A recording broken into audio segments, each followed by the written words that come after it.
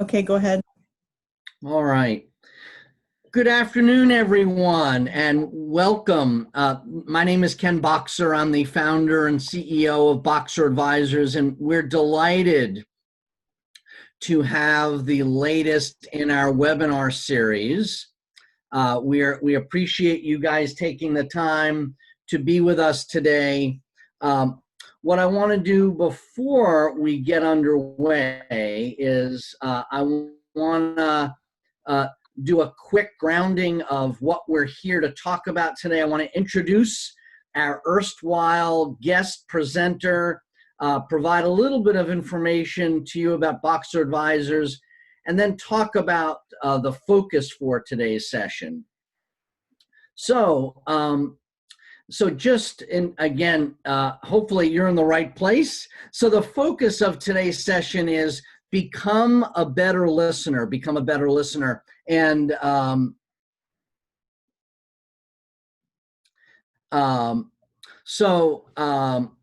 you know, we just celebrated Valentine's Day, and you know, last I checked, to be a good significant to someone else, you need to be a good listener. And that's something that, you know, frankly, in all the years of doing this, you know, those listening skills never will go out of favor, and will always be critical to people's success. And so what I'd like to do, next slide, please, is I want to welcome our guest facilitator today. Paul McMurray is a really talented training designer, a really skilled facilitator, and someone who has done a lot of writing and teaching on the subject of listening. And so we're really, you know, grateful to have Paul with us today. So Paul, I'll let you say hello to everyone. Hello, I'm glad to be here and excited about this topic, that's for sure. Gotcha. Yep. So, yes. So Paul, I'm glad that you're with us today, and I'm you know, confident that people will you know, get some real meat from the session today. So again, as I said, I'm grateful that you're with us today. Is there anything else you want to say, Paul, before we get underway, or just keep rolling? No, I think I'm good. We're going to have a chance to interact with them during the session, and there you go. We'll do more later. Excellent. All right.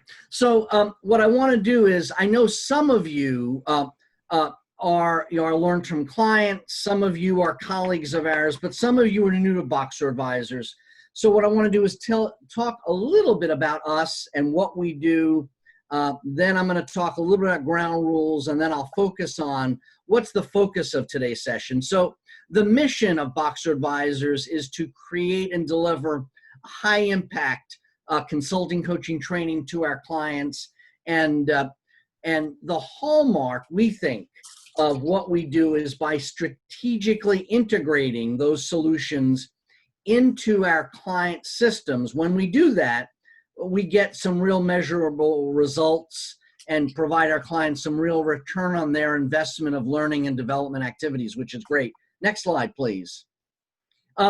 If you sort of boil down, you know, what we do, there are three things that we do at Boxer Advisors. We help our clients to develop partnerships with their internal or external clients.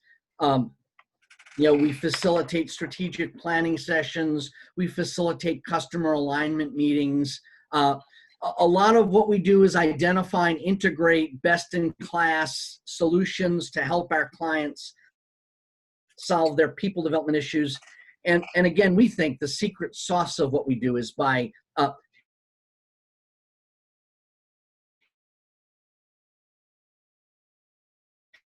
helping our clients coaching into a clients think through what specific insights did they get and how can they apply them back on the job. So that's a little bit about us. The focus for today is to do three things. One, we want to, at the end of the session today, we hope and expect that you'll have an understanding of what Paul's going to talk about, this sender-receiver model. There's obviously some information that we provide to people, and sometimes when we're communicating to them, we're in a listening mode. So we want to understand that model. Second, and this is really important, it turns out, again, Paul's going to share with us the 6 key interruptions to listening and what gets in the way to listening. And then he's going to outline specific steps to be a better listener. So that's what we're about today. And so what I want to do is talk a little bit about ground rules and housekeeping details. And then we'll do our first polling question and get some data from you all. So some housekeeping details. One is everyone is muted on the call today. And the reason we do that is it's frankly, it allows Paul to present without any background noise, any fire engines in the background or dogs barking. But one of the things I know Paul likes is to have interaction with the group. And so there are going to be 3 ways for you to interact with Paul, 2 of them during this session and 1 afterwards. So during the session, everyone on your screen should have a chat bar at the bottom. And so if you click on that, you can type in specific questions. So if, as Paul's presenting, you have specific questions, you can either raise your hand and Sarah can figure out a way to unmute you, or what would be equally good is just type the question in the chat bar. And what I'm going to be doing is I'm going to be monitoring that chat bar. And as questions come in, I'll be feeding them to Paul. So that's number 1. Number 2 is we do have a couple of polling questions that we're going to ask you. And so that's a second way to interact. And then, Paul's going to cover a lot of material in a short amount of time. And so if there are some questions that you have that either A, you don't have time to ask during the session, or B, you think about them afterwards, we're going to give you my email at the end of the session. And if there's anything that a question you have about a specific topic that you didn't get a chance to ask Paul today, you can send an email to me, we'll forward it to Paul, and we'll get back to you quickly. So that's important. The second thing I want to talk about, housekeeping details, is Paul, I think, was very generous and thoughtful, and we sent you some handouts that I'm pretty certain Paul's going to refer to during the session. So if you haven't printed them out, you should have easy access to them, just because Paul is going to refer to them throughout the session. Paul, I'm right in saying that, is that right? Well, especially the assessment. There you go. That's right. That's right. That's right. So if you haven't done that, if you have a printer nearby, I would print it out, and so we'll be prepared to review that. And then the last thing I want to comment around housekeeping details is we are recording this session. And so if you would like a recording of the session to share with some colleagues, just send me an email and we'll send it out to you. Sarah, is there anything else, housekeeping details, that you think I need to mention, or are we good to go?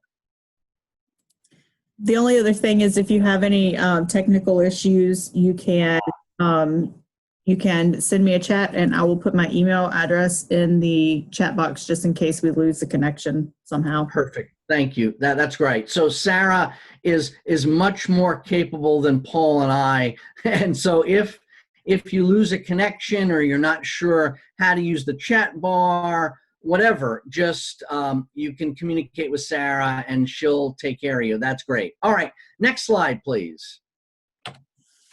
So the first polling question that we have is we want to get your expectations, or what are you hoping to learn from today's session? So Sarah, if you can launch the first poll, that would be great.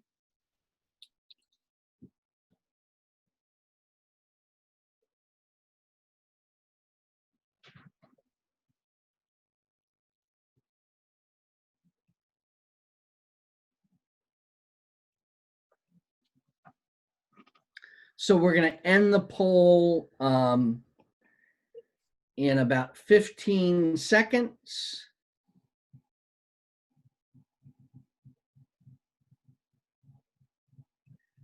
So we're going to end the poll in 5, 4, 3, 2, 1. All right. So Sarah, if you can stop the poll, if you can show us the results. So interesting, Paul, 100% of the participants, this is a little unusual, said, what are some skills that I can use to be a better listener?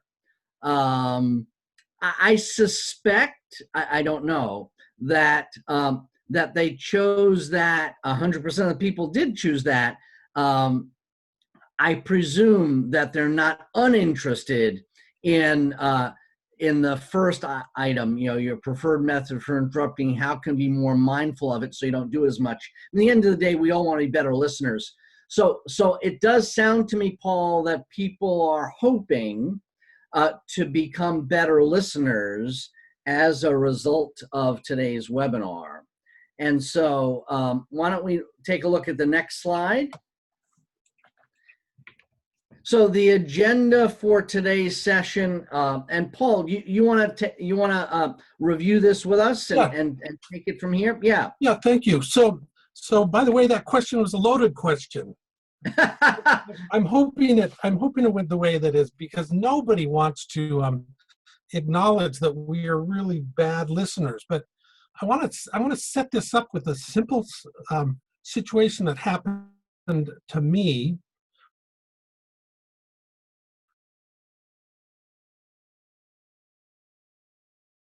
That really brought home the need to be a better listener. And I spent a lot of time, I'm working on a dissertation that's centered on communication.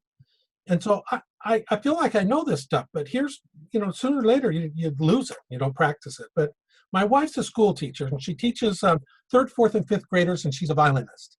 And she came home from school one day, and she goes, "Oh, you won't believe my day." And immediately, I usually would say, "Oh man, you won't believe mine."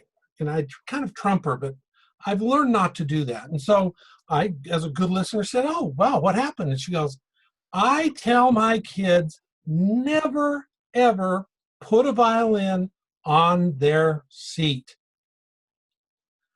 And so immediately, what do? Well, I'm a problem solver. So the first thing I do is I stop listening and I interrupt.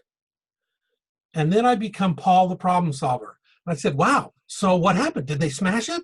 Did you call the principal? Was the kid crying? Was it insured? You're gonna get a fit?" And she just stopped me in the mid-sentence and said, "Geez, I solved that problem 3 hours ago. Thanks for listening." And then she walked off. And she's thinking, "Oh yeah, and he teaches this stuff."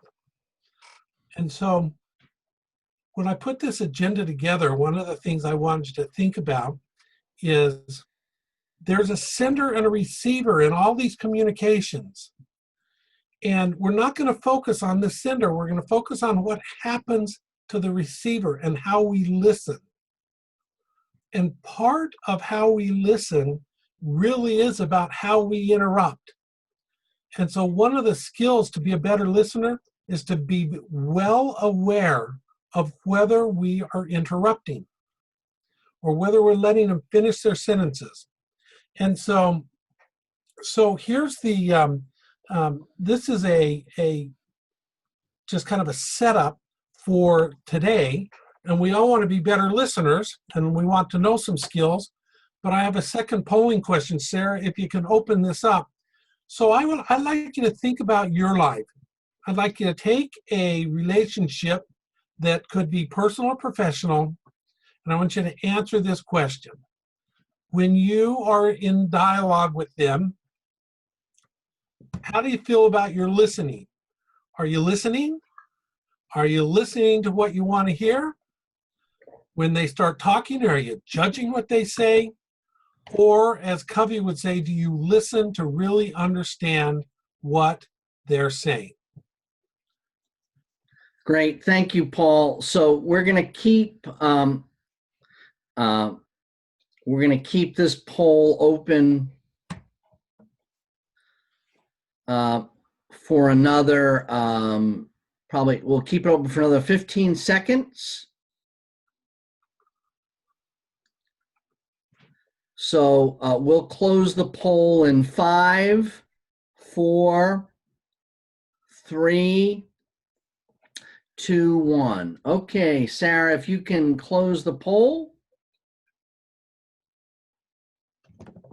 Man, these guys, it's unbelievable. So 100%. I don't know, Paul, you must have your disciples on this call. 100% of people say listening to understand. Well, and so that is a Covey practice, right? Seek first to understand and then be understood. Yep. I think one of the biggest challenges that we face, and we face it in this area, you can take that poll down, when we look at communicating, is how often do we get distracted? How often do we find ourselves saying, oh, could you repeat that? Or when we hear what we want to hear, we say, great, and we move on. And so Yep. The idea here is to seek to understand and then be understood. There's some interesting communications data. And so if you look at your waking hours spent communicating, on average, we probably get about 9% that's writing, 16 reading, 30 speaking, and 45% of our time is listening. And so that puts us on the receiving end of this sender-receiver model.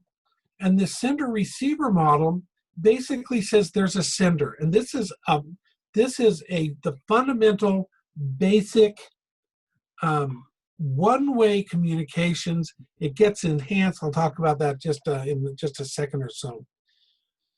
I'm a sender. Today, I want to send a message about listening. I want to encourage you to be better listeners and to practice not interrupting. And there's a message, okay? And so I have a message, and my message is, I think in total there's 25 slides here. And so I have a message, and the medium we're using right now is a webinar. And the question is, are you, the receiver, receiving the message that I've intended you to receive? And how does that get messed up? And one of the challenges that we face is I send a message, and this is another one that it was just the funniest thing that happened to me. One of the people that reports to me sent me an email, and he was talking about a client, and he was referring to that the client had some scheduling problems. And then at the end of that, he wrote, Comcast not working well, only using phone. And when I got that, I wrote him back and I said, what are you talking about? Is this a client? What are you talking about? And so then he explained it, that he had shifted gears, that his Comcast wasn't working very well, so he was only on his phone, wasn't getting emails. Well, I showed this to another one of the employees who works here, and I said, how would you interpret this email? And he goes, oh, that the client's got a little misunderstanding, and that Lee is the colleague, Lee's got troubles with Comcast. I said, that is not how I read it. That's the key point. I have in my mind, when I'm reading an email, I have in my mind what the sender's trying to receive. I don't always have what the sender intended. And if we can think about that there's just this sender and a receiver and a message, and however that message gets sent, oftentimes it creates havoc for the listener. And so the listener has to do something about it. And whether it's asking questions, whether it's not making judgments, whether it's getting more clarification. And so when we think about this sender-receiver model, I love this model. I love this model because it really takes away the judgments that can come. You didn't hear me. You don't understand me. You want to say, yeah. So was your message unclear, or was the medium? Was the tone of your voice in your message a problem? Or was it how you delivered it? And so throughout this, we have a just in the back of our minds, we got to be thinking about this. What was the intended message, and did it resonate in a way that the receiver got it? And so while I know that nobody wanted to talk about what gets in the way of our listening, but I thought this was a great quote, and Ron McMillan's one of the authors of Crucial Conversations, and he actually, his quote was, listening to others is often the best way to influence them. But more than that, he says, listening to understand creates mutual purpose, because the sender wants to be understood and the receiver wants to understand.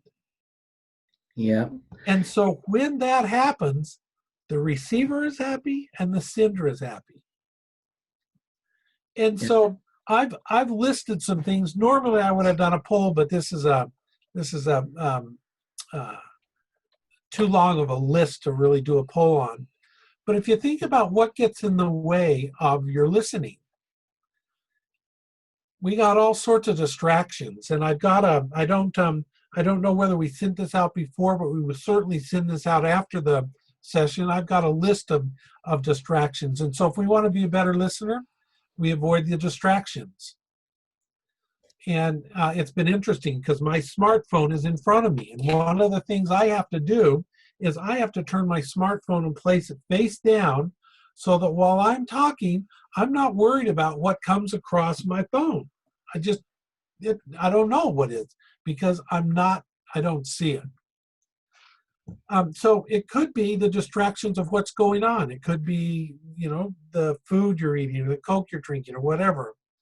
And it could be sometimes it's like Charlie Brown's teacher. We just don't care. It's just this wah, wah, wah, wah, wah. And so part of the thing that we have to be aware of is that we do have these distractions, and they do prevent us from being good listeners. And so what gets in the way of effective listening? What keeps us from truly understanding the intentions of the sender? Hey, Paul? Yeah. I have two questions. Is it okay to ask them or not so much? Sure. No, ask. So one question, and again, you might say, Ken, we're going to cover it momentarily, but one question someone asked is, you just covered what gets in the way, and you may say, Ken, I'm going to cover it momentarily, but one question that came up from one of the participants is, from your perspective, they said, which one of those is the largest impediment to listening of the things that you just listed? Wow, so that's a good one. Today, I think the distractions of the smartphone, I see, is probably, and some places have rules, like you go into a meeting, phones are down, so it's not as big distraction. But I think today, if you think about how many of us telecommute, how many of us we can sit and be on a seminar and not listen. Yes. Because I put it on mute. And so all the distractions. I think on a personal level now, I find myself more annoyed that when I'm talking to somebody, they're glancing at their smartphone. They're checking their emails are coming by. Yeah. I heard a figure. I have no knowledge about how legitimate this is, but it says that we check our phones about 170. Their number was 171 times a day, and so that's a pretty big one. There are a couple of other distractions that happen, and that's when we're in a public place and we're watching people go by. Gotcha. Oftentimes you see the wandering eye. Yep. And you wonder, wow, are they really listening or not listening? Yep, that's good. I have a second question. Is it okay to ask or not so much? Yeah, ask away. The second question was, Again, the polling question that you put up, you said, do you A, listen at all, listen to what you want to hear, listen to judge, listen to understand? So you gave us 4 options. Again, Paul, I know you've written a lot, you've taught a lot about listening. From your perspective, I don't know if there's something, definitive, but what's your perspective? Do most, I mean, again, 100% of the people on the webinar today said they listen to understand. What's your perspective? Is there sort of an industry average of what typical people, their perspective on listening? Do like 10% not listen at all, admit to it? Do 20% say they listen to judge? Do you have a perspective on what are the percentages typically? I assume, I'll give you my editorial.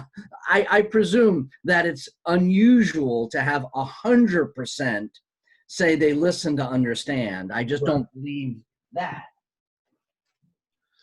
Yeah, so I would say, and I don't have good numbers on the percents, and this is going to sound a little bit crazy, but I think that when we are discussing something that we want, yes, we are going to listen to what we want to hear. And so if you think about a teenager who says, and we badger the parent and we say, oh, come on, can't I go? I won't be out too late. And fine, I'll let you make that judgment. Well, then we've heard what we wanted to hear, but we ignored the tone of voice, the frustration of our parents. I see. And so then we when we're advocating, I think that we are trying to listen to what we want to hear, which is, it's okay, yes, we'll do it that way. I see. So I do think that there are times in how and what we're communicating that we use some of these skills more than others.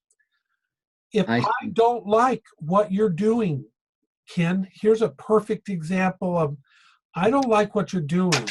And so when I'm listening to you, I am judging you so that I can respond and tell you that that's a dumb idea. I see. That my idea is better. And so we may find ourselves in the type of conversations is which one of these we use the most. And if I frankly don't care, man, I'm thinking about, I don't care what you're saying, because one, I don't like you. It's not my project. I'm tired of these team meetings. I'm in my after hours, watching, I see, TV. And so I think these are I think that to answer your question, I think they're very situational, but in those situations, they're probably used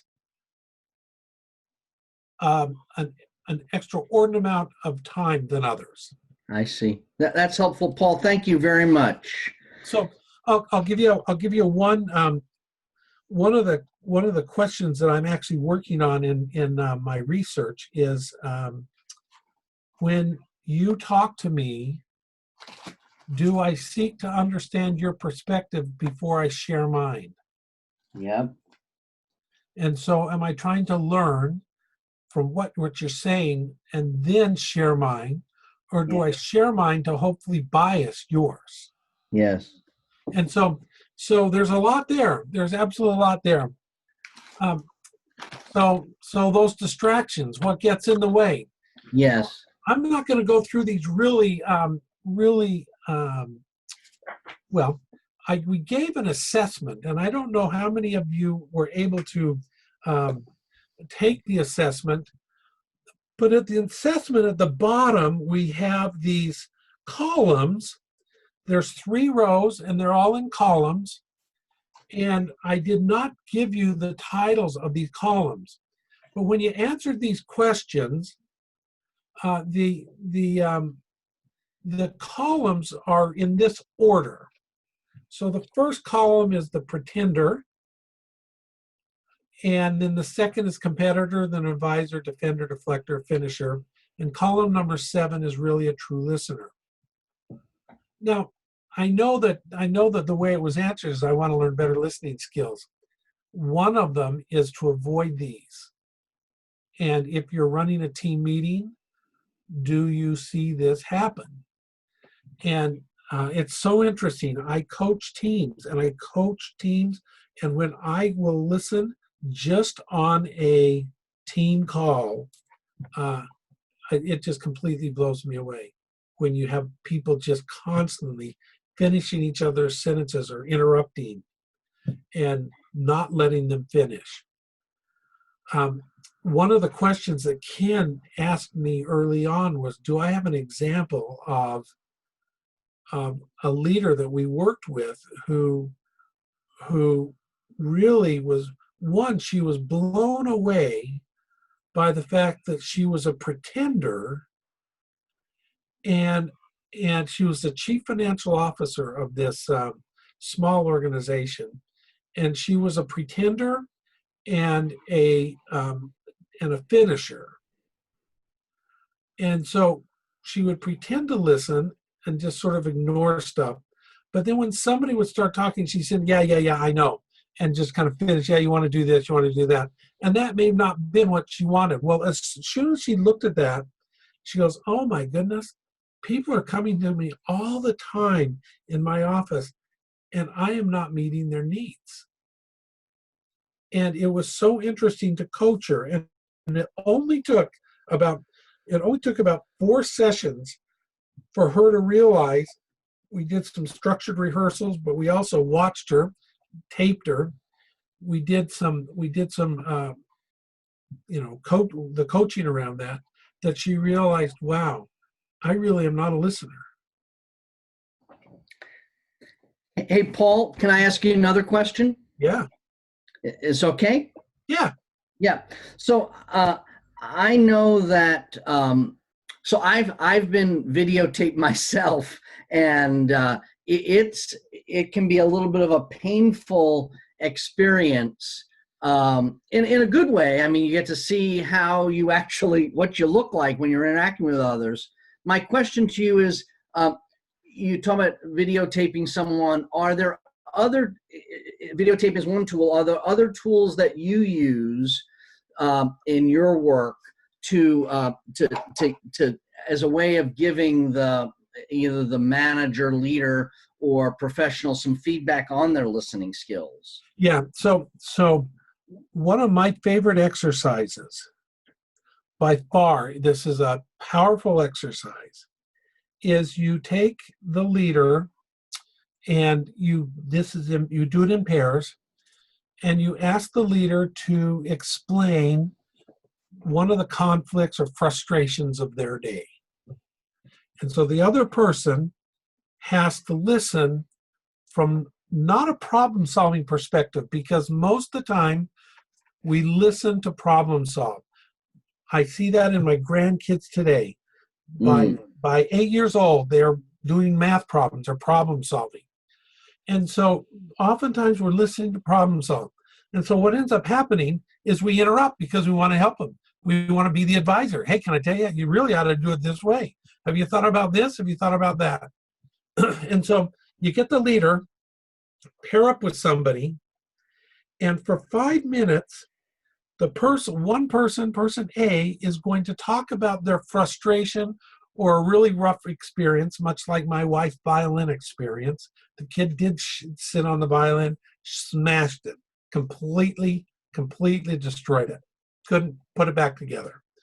And so you have them talk for 5 minutes, and you ask the listener to be a true listener. And by that we mean, do they actively listen? Are they sort of acknowledging, wow, doing something that way?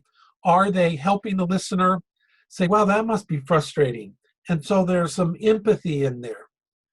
And one of the things they cannot do is, so are you going to go do this? Are you going to do that?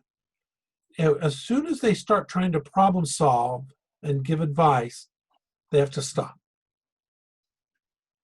and say, what could you have done differently to be a better listener?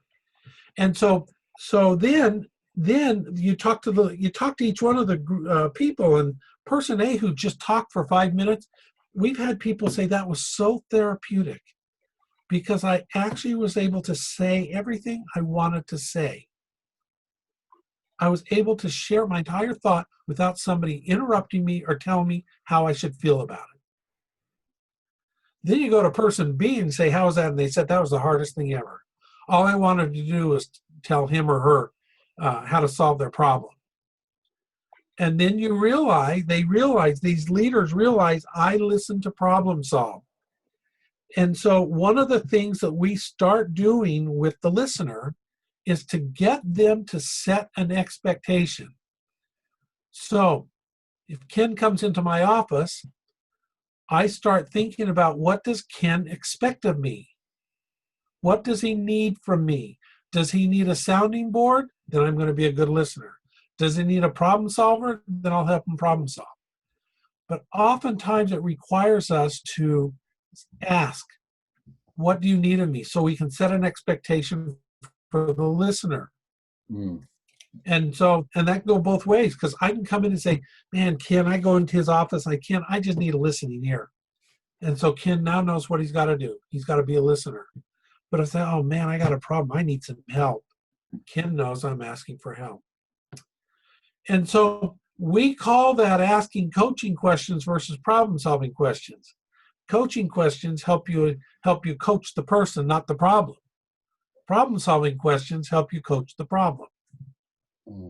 And so as we start thinking about our way we listen, we can now start saying, wait a minute, how do I show up?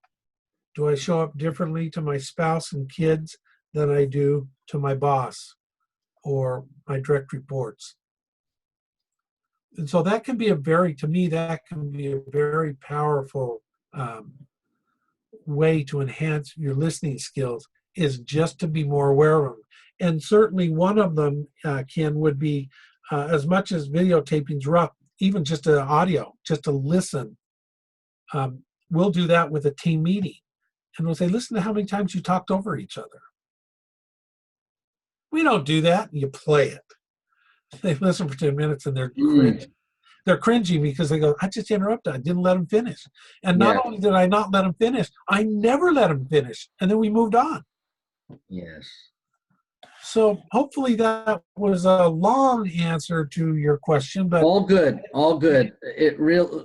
Very, very, very instructive, Paul. Thank you so much. So when we talk about listening, there's this it's a nice little acronym, but it's tied to Covey's recommendation.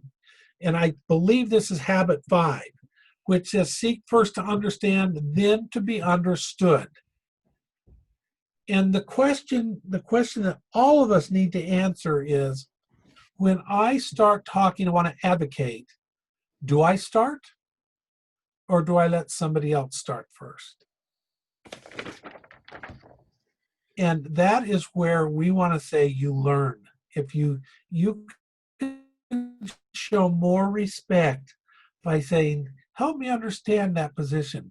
I'm not there. Help me understand. It doesn't mean we can't say, wow, I was really thinking A and you've done B. Help me understand that. And so that becomes a very important point, is just seeking to learn, to understand. So learn. That's the first piece of this. And so we say, you know what? Learn to listen to learn. I cannot tell you how many studies are out there because people had misunderstandings. And so the first one is just seek to understand. The second one is to inquire. And I look at inquiring, and I look at 3 things when we talk about inquiring. And first one is we ask. We simply ask. And I didn't put that in here because that's the simplest of them all. But the second one is this. The second one is confirming and clarifying. Those skills are such powerful learning skills. And if you'll bear with me with another real example happened in a federal agency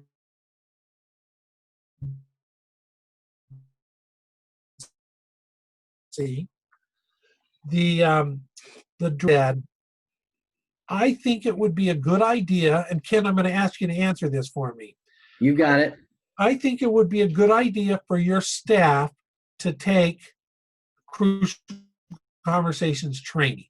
Now, this is a director, 13 branch chiefs, all in the room, and she's now. Do you hear that as an order or as a recommendation? You're asking me, Paul, is that right? Yeah. I hear it as a recommendation. So, me too. Me too. So now, forward on about 30 days, I'm now coming to the class to teach a class. People are introducing themselves, and one of the people say, "This is just." You'd have to put symbols in there to even acknowledge what he is. I'm so and so, and I resent the fact that I have to be here because I have so much work to do. And the person next to him goes, "This isn't mandatory. This is optional." And he goes, in other words, it would be in symbols. He goes, "That's not what I heard, and it's mandatory." And I'm thinking, well, you need it. Okay, so I'm thinking that. And he goes, then it's a bunch of almost a full sentence of words that you'd have to put in symbols. And all of a sudden, half the people in the class said, "This is voluntary." And he goes, "Great." And he walks out and says a few more words and walks out and doesn't attend the training. We were already actually. But then when I happened to work a retreat with this same leadership group, but the director, had to go to a funeral, so she wasn't there. And I said, "Guys, what's with this?" Half the group said it was mandatory, and half the group said it wasn't. And I got 13 managers in there saying, "Well, it is mandatory." He says, "It was optional. It's mandatory." And none of them were on the same page. Wow. So talk about a miscommunication. These two skills, clarify and confirm, it's a listening skill. Boss, when you say a good idea, I heard absolutely they've got to be there. Is that what you mean? And she could have said, "Yeah, I think everybody should take it." Okay, they could have done anything to confirm, "This is what I heard, this is what you mean." Or clarifying, "When you say it's a good idea, can you tell me more about what you mean by that?" "Well, I think it'd be a good idea. If they have the time, I think they should take it. Then I'm gonna confirm. So I hear it's optional." And see, these are listening skills that help us determine that. It helps us make sure that we're getting the message that the sender wanted to receive. But instead, nobody asked anything.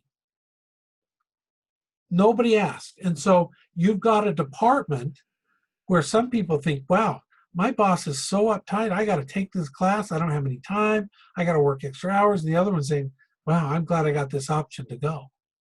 Wow. And they're working in the same agency, side by, almost side by side. And it just creates a lot of tension. And from our perspective, all because the boss did not really give a clear message, but nobody wanted to. They wanted to hear what our belief is. They wanted to hear what they wanted to hear. So those who want to think it was mandatory said, "Great, it was mandatory." Those who thought it was optional didn't want to hear it was mandatory. So they didn't follow it. They listened for what they wanted to hear. Mm. And I'll tell you that in that particular agency, there was a lot of frustration, a whole lot of frustration. So then the second one is, okay, when we're talking, we're not listening. And I'm an extrovert. I suspect Ken's an extrovert. You suspect? I'm kidding. So we like to fill the air. And sometimes we just got to stop and let others speak. And that's the S is listen and be silent about it so others can fill the air, gain their insight. We say take time, so L-I-S-T, the time in place here is do we let silence be, or do we have to fill the air?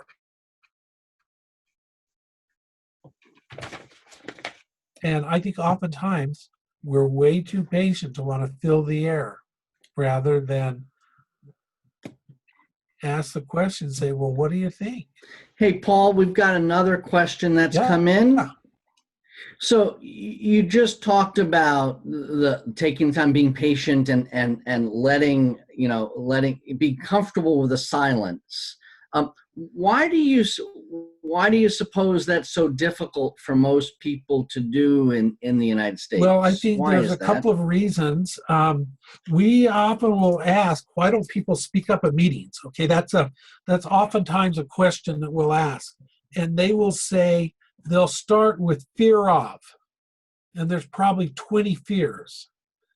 And so I'm going to start with the introvert who says, the fear is I haven't thought this out well enough. I don't want to give you a stupid answer. Yeah. And so I'm in my head, if I'm an introvert, I'm in my head thinking. And so I want to think before I talk, because I also don't want to be fear of looking stupid, or fear of being embarrassed, or fear of saying something that's not right, fear of retribution, fear of being judged. I mean, so all of these fears really keep us kind of locked into not wanting to speak up. And the extrovert ends up talking and processing while they're talking. And so I might speak up and think this, and then I might change my mind and think this. And I do that 2 or 3 times. But others, and they'll be frustrated with me. They'll say, well, so what is your point? And I'm still processing. Well, somebody who's not speaking up may be processing in their head. And so oftentimes, in fact, the class Crucial Conversations, from my perspective, is all about speaking up. It's all about, how do I speak up when I'm in these moments where I don't agree with somebody, and there's an emotion component, and the stakes are high.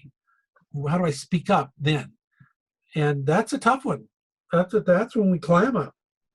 And so that's why this notion of being patient and letting somebody process it can be very healthy as a listener. So hopefully that answered that question. Yes, all good. So Paul, you've got about a little over 5 minutes. I got about 2 slides to go. So you're good. Yep. So influential listeners not only listen with their ears but with their heart. Mm-hmm. So am I thinking emotional intelligence? So if somebody's saying something to me, am I paying attention to how they're saying it and what they're saying? So when somebody says it'll be fine, let's just go do it. Our first reaction would be, wow, you said it'll be fine, but it doesn't sound like it. And then, can you tell me more? But if that's what I want to hear, I can say, okay, great, let's go. And now somebody didn't communicate. I didn't get the message they were really trying to communicate. So there's some empathy that has to take place when we're listening. And that will also help us establish rapport. And then the last one is, can we stop judging? Whether it's our kids, whether it's our spouse, whether it's our direct reports, colleagues, can we listen without saying, that is the dumbest idea I've ever heard? What is with you? And to just stop the internal language that's going on in our heads to keep from judging. And so really my last slide here, Kim, is this one. The last slide is, what did I learn or confirm from today's session? What am I going to do to be a better listener? And what am I going to do to lessen my level? And that should be an E, and I think lessen, my bad. What am I going to do to lessen my level of interruptions? So from a personal action plan, I would invite you to think about, so what can I do to be a better listener? given some skills there, but also how are you going to stop any of the types of interruptions you might do? That's great. That's great. So I'll say one thing, and then Paul, I've got another question for you, if that's all right. Yeah. So one thing I'm going to say, and Sarah, if you can make sure that we do this. So we tend to send out a survey after each of these webinars, and really we take the feedback from our clients really personally, and we value it. So if you have a couple minutes when we send out a follow-up email, if you can respond, that would be great. And so typically we ask 2 questions. So Sarah, if you can make sure we include all of the 3 questions that Paul put in this personal action plan in the follow-up survey, we would love to get your answers to those questions. That would be really helpful.